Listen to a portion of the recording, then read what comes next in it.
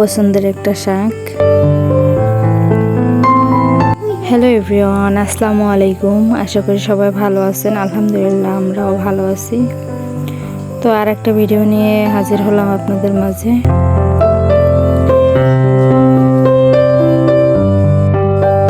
এই তো কিছু শাক আনছিল, সেই শাকটা বেছে নিচ্ছি। আমাদের এখানে এই শাকটার নাম হচ্ছে হাইসা শাক। তো আপনাদের ওখানে কি কি নামে পরিচিত কমেন্টস করে জানাবেন। এই তো শাকগুলো ভালোভাবে বেছে নিচ্ছি। আসলে এগুলো বাজারের শাক, তো এর জন্য ওনারা অনেক বড় বড় করে কেটে রেখেছে। নিচের অংশটুকু হলো শক্ত, এর জন্য আমি নিচের অংশটুকু ফেলে দিচ্ছি, উপরের নরম অংশটুকু নিচ্ছি। এই তো দেখতে থাকেন, আশা করি ভিডিওটি ভালো লাগবে।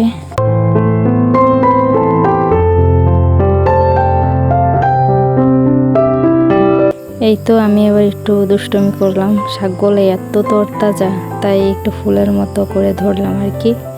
অনেক সুন্দর ছিল শাকগুলো। এই তো এবার শাকগুলো একটু ছোট ছোট করে কুচিয়ে নিচ্ছি, যেহেতু ভাজি করব এর জন্য।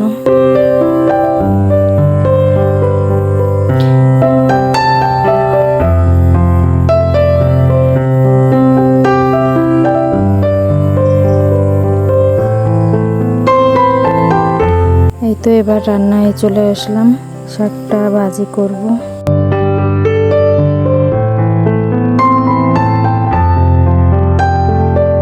দেখতে থাকেন। আর আমার ভিডিওটি যদি ভালো লাগে, আমার ভিডিওতে একটি লাইক দিয়ে চ্যানেলটির পাশে থাকার অনুরোধ রইল।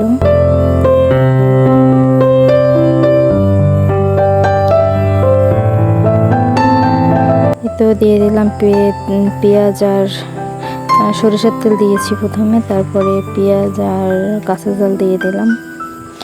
এবার চিংড়া মাছ দিয়ে দিচ্ছি। আসলে শাক খেতে গেলে গুঁড়ো চিংড়া মাছ দিয়ে শাক খেতে অনেক ভালো লাগে। তরকারি জাতীয় যে কোনো কিছুই ছোটো ছোটো চিংড়া মাছ দিয়ে খেতে ভালো লাগে। এই তো কিছু চিংড়া মাছ দিয়ে নিলাম।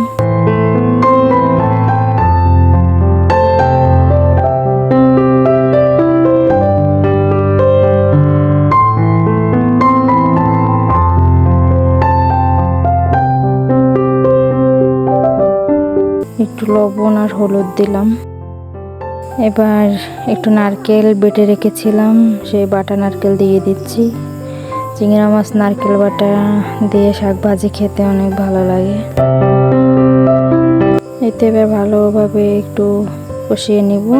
আসলে আমি কাউকে শেখানোর উদ্দেশ্যে বলছি না, আমি যেভাবে রান্না করি আপনাদের কাছে সেটাই শেয়ার করছি। আমি জানি আপনারা হয়তো আমার থেকে অনেক ভালো ভালো রান্না পারেন, তাও আমি যেভাবে রান্না করি সেটাই আপনাদের দেখাচ্ছি।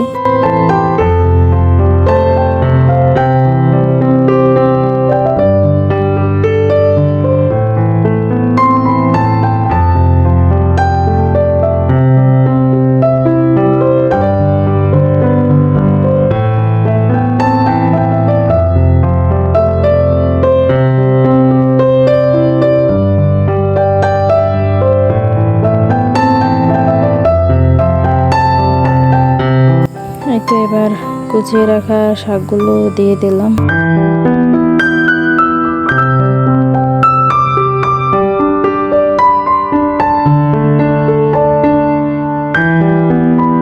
একটু ভালোভাবে মাখিয়ে নিয়ে তারপরে ঢাকা দিয়ে দেব।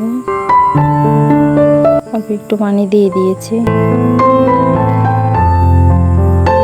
একদম সামান্য পরিমাণে পানি দিয়েছি, যেহেতু শাক থেকেও পানি বের হবে এর জন্য অল্প দিয়েছি।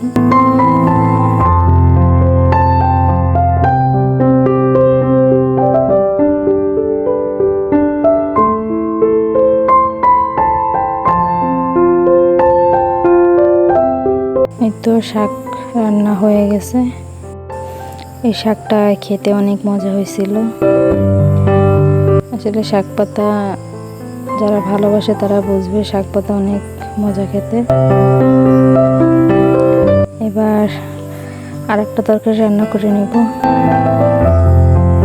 মাছ ভাজি করে নেব।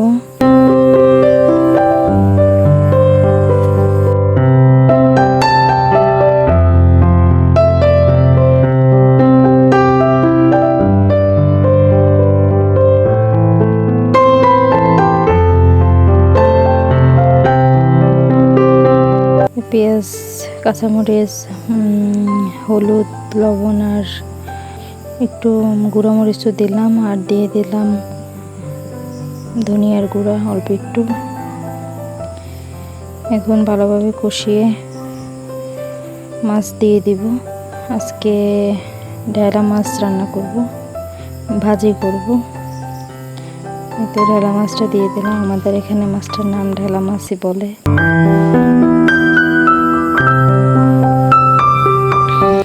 তো ঢেলা মাছটা দিয়ে একটু নাড়িয়ে নিলাম। ঢেলা মাছটা কষানো যায় না বেশি, তাহলে ভেঙে আসে। এই তো রান্না আমার হয়ে গেছে। আশা করি আজকের ভিডিওটি আপনাদের কাছে ভালো লেগেছে। আজকের ভিডিওটি এই পর্যন্তই। আবার নতুন আরেকটা ভিডিওতে দেখা হবে আপনাদের সাথে। তো সেই পর্যন্ত সবাই ভালো থাকুন, সুস্থ থাকুন। আল্লাহ হাফেজ। আসসালামু আলাইকুম।